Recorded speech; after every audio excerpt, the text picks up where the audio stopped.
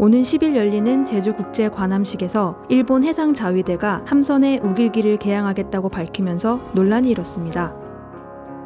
우길기 대신 일장기를 달아달라는 우리 정부의 요청에 일본 측이 군기일 뿐이라며 불참을 통보하면서 일단락됐지만 우길기를 둘러싼 논란의 불씨는 사그라지지 않고 있습니다. 때 아닌 논란의 중심이 된 우길기. 그 의미는 무엇이고 우리는 어떻게 대처해야 할까요?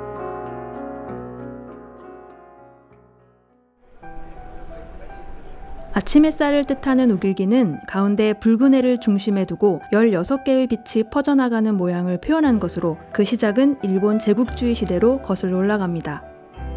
일본은 메이지 유신 때인 1870년 육군에서 먼저 우길기를 사용하기 시작했습니다. 1889년엔 해군기로까지 확장됐고 러일 전쟁에서 승리를 거두면서는 일본 제국주의 상징으로 자리매김합니다. 이어 일제는 조선을 식민지로 삼아 청일전쟁, 태평양 전쟁을 일으키며 아시아를 지배하려 했는데 그 중심에 우길기가 있었습니다. 하지만 일본이 히로시마와 나가사키의 원폭을 맞은 뒤 연합군에 항복하면서 잔혹했던 제국주의는 막을 내리게 됩니다. 또 항복 문서에 서명한 일본은 1952년 샌프란시스코 평화조약에 따라 미군정으로부터 주권을 돌려받지만 전범국이었음을 감안 정식 군대를 보유할 수 없게 됩니다. 사라질 줄 알았던 제국주의 상징 우길기. 그러나 얼마 지나지 않아 다시 역사 앞으로 등장합니다. 1954년 일본은 해상자위대를 창설하면서 우길기의 적색 원 위치만 바꾸고는 군기임을 강조하며 다시 사용하기 시작합니다. 6.25 전쟁으로 시작된 냉전을 틈타 미국 등 연합국이 반대할 수 없음을 이용했던 것이죠. 이는 독일이 나치의 상징인 하켄크로이츠를 대하는 방식과 대조됩니다. 독일은 2차 대전에서 패한 뒤 반나치법을 만들어 독일 내 하켄크로이츠 사용을 금지시켰고 70여 년이 지난 지금까지도 전쟁 희생자들에게 사죄할 만큼 반성하는 마음을 이어오고 있습니다. 하지만 일본은 우길기 사용을 금지시키기는커녕 야스쿠니 신사참배 행사에서 제국주의를 추억하기라도 하듯 우길기를 사용하는 모습을 보이기도 합니다. 나치 독일은 다 청산됐습니다. 그러나 일본은 청산하지 않았습니다. 일본으로서는 우길기를 계속 쓰면서 독일하고 다르다. 자신들은 그냥 전쟁에서 패한 것 뿐이다. 전범 국가는 아니다. 침략 국가는 아니었다.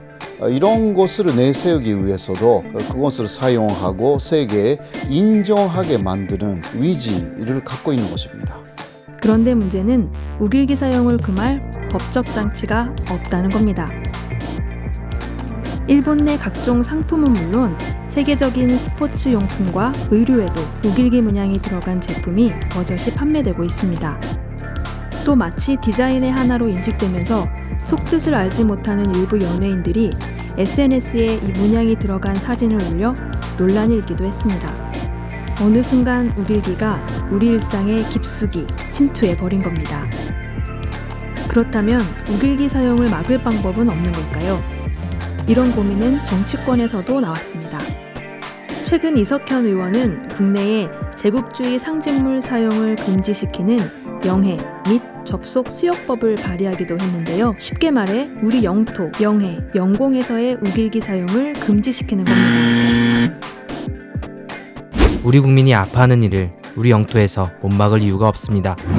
모든 세대가 우리나라가 입은 전쟁 범죄 피해를 잊지 않기를 바랍니다. 한국인으로 귀화한 호사카 유지 교수도 비슷한 방법을 제시합니다. 우길기 금지 법안을 법으로 제정함으로 인해서 일본 내에서도 법이 생겼다라고 해서 과거의 문제에 대해서 다시 돌아보게 됩니다. 또 중국도 그러한 법이 통과가 되면 국제적인 호소력도 상당히 있을 것으로 생각됩니다. 국제적으로 굉장한 인식의 변화가 있을 겁니다. 하지만 무엇보다 중요한 건 우리가 먼저 우길기의 숨은 뜻을 바로 아는 일일 겁니다. 우길기는 일본 침략 전쟁의 상징이고 이 전쟁 속엔 아직 사과받지 못한 우리의 아픈 과거가 있다는 것 기억해야 하지 않을까요?